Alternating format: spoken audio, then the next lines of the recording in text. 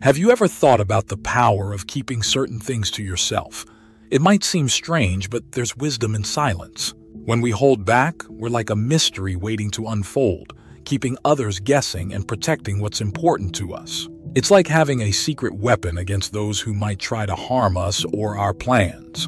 And when we keep quiet, it's not just about hiding, it's about showing trust in God. In this video, we're diving into 5 important secrets that even those chosen by God should keep close. These are the things that are meant to be cherished between you and the divine, like precious treasures to be safeguarded. So, let's explore them together, delving into the depth of wisdom and understanding that comes from honoring the sacred and the unseen. After all, some secrets are meant to be kept between you and God, shared only in the quiet moments of reverence and reflection. So, are you ready to uncover these hidden truths and deepen your connection with the divine? So, let's take a closer look at them together. Number 1. Your dreams and future plans. Hey, have you ever had those moments when you feel like you've glimpsed something incredible, something just for you? It's like a whisper from God guiding you toward your destiny. But here's the thing. Those dreams, those visions of the future, they're like precious gifts from above, meant to be treasured and nurtured. You see, when God plants a dream in your heart, it's like He's giving you a sneak peek into His amazing plan for your life. But here's the catch, not everyone needs to know about it right away. It's like when you're cooking up something special in the kitchen. You don't want to spoil the surprise by telling everyone what's on the menu. So why is it so important to keep your future plans and dreams between you and God? Well, for starters, it's about trust. Trusting that God knows what He's doing and that He has a plan for you, even if you can't see it yet. It's about having faith that He will bring your dreams to fruition in His perfect timing. But it's also about protection. You see, when you share your dreams with the world too soon, it's like you're exposing them to the elements before they're ready to grow. You open yourself up to criticism, doubt, and even sabotage from those who might not understand or support your vision. Take Joseph, for example.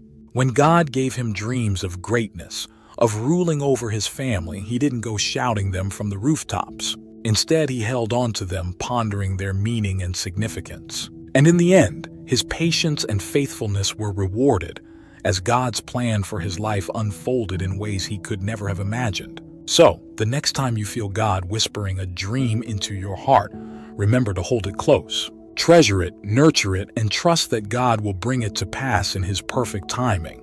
After all, some secrets are meant to be kept between you and the one who created you. Number 2, your early successes and breakthroughs. All right, let's talk about those moments when you feel like you're on top of the world. Maybe you aced that test you've been studying for, or you finally nailed that tricky guitar riff you've been practicing for weeks. It's an amazing feeling, right? But here's the thing. Not everyone needs to know about it, at least not right away. You see, when we share our victories and breakthroughs too soon, it's like we're letting the air out of a balloon before it's had a chance to fly. It takes away some of the magic, some of the excitement. Plus, it can make others feel bad or jealous, and that's not cool.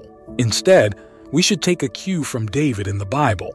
When he defeated Goliath, he didn't go around bragging about it to everyone he met. Instead, he stayed humble, knowing that his victory was a gift from God. So, the next time you achieve something awesome, remember to savor it in your heart.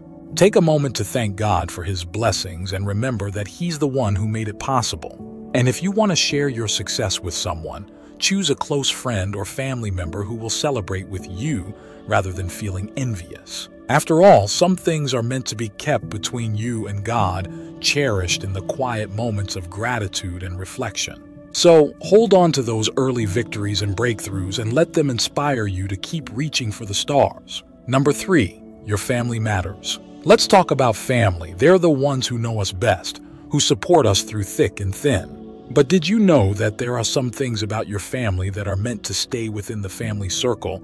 It's like having a special bond, a connection that's sacred and meant to be protected. You see, when we air out our family's problems for the world to see, it's like we're inviting unwanted guests into our home. It can create tension, drama, and hurt feelings, and that's not what family is about. Instead, we should treat our family matters with care and respect, just like we would any other precious gift from God. Think about it like this. When God blesses us with a family, He's giving us a support system, a group of people who will always have our back. But that support system can quickly crumble if we don't treat it with the love and respect it deserves. Take Mary, for example. When she found out she was pregnant with Jesus, she didn't go shouting it from the rooftops. Instead, she treasured that moment in her heart, knowing that it was something special, something meant just for her and God. So, the next time you're tempted to share your family's problems with the world, remember to pause and think about the consequences. Is it worth risking the harmony and love that your family shares? Remember, some things are meant to stay within the family circle just between you and God. Number 4, your financial status. Let's talk about money, shall we? It's something we all think about, whether we're saving up for that new video game or trying to budget for college. But here's the thing, your financial status is something that's best kept between you and God. You see, in today's world, it's easy to get caught up in the pursuit of wealth and status. We're bombarded with images of people living lavish lifestyles, flaunting their fancy cars and designer clothes on social media. And let's be honest, it can be tempting to want a piece of that pie for ourselves. But here's the truth. True wealth isn't measured in dollars and cents, it's measured in the richness of our souls. It's about finding contentment and fulfillment in the blessings that God has given us, whether that's a roof over our heads, food on the table, or the love of family and friends. That's not to say that we shouldn't work hard and strive for success. After all, God wants us to be good stewards of the gifts He's given us. But it's important to remember that our financial status is not a measure of our worth in God's eyes. In fact, the Bible is full of wisdom about money and possessions. In Proverbs 13:11 it says, "Dishonest money dwindles away, but whoever gathers money little by little makes it grow." And in Matthew 6:24, Jesus reminds us, you cannot serve both God and money. So instead of chasing after worldly wealth and status, let's focus on building our treasures in heaven. Let's be generous with what we have, sharing with those in need and trusting in God's provision. After all, He's the one who holds our future in His hands, and He knows what's best for us. So let's trust Him with our finances and seek His guidance in all that we do. Number 5, your spiritual meetings. All right, let's get real for a moment. Have you ever had a moment that felt like a direct connection with the divine? Maybe it was a dream that felt too real to be just a dream, or a moment of clarity that filled your heart with peace. These are the kinds of spiritual encounters that are so sacred, so personal that they're meant to be kept between you and God. You see, there's something incredibly intimate about these moments, like a secret whispered between friends. And just like you wouldn't go blabbing your friends' secrets to the whole world, it's important to treat your spiritual encounters with the same reverence and respect. Think about it like this. When God reveals something to you, whether it's a dream, a vision, or just a sense of His presence, it's like He's inviting you into His inner circle. It's a special, one-on-one connection that's meant just for you. Now, don't get me wrong. Sharing your spiritual experiences can be a beautiful thing. It can inspire others, build community, and deepen your own faith. But there are some moments that are just too precious, too personal, to be shared with anyone else. Take Mary, the mother of Jesus, for example.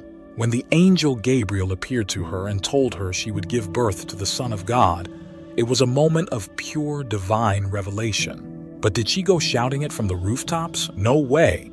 She treasured that moment in her heart, pondering its meaning and significance. So the next time you have a spiritual encounter that moves you, that fills you with awe and wonder, remember to hold it close, treasure it, cherish it, and let it deepen your relationship with God. After all, some secrets are meant to be kept between you and the one who created you. And there you have it, my fellow seekers. 5 divine secrets to guide you on your journey of faith. Remember, the path to enlightenment is not always easy, but with God by our side, we can overcome any obstacle. So let's continue to seek His wisdom and trust in His plan for our lives. Thanks for joining me on this enlightening adventure. Until next time, stay blessed and keep seeking the truth. Peace and blessings to you all.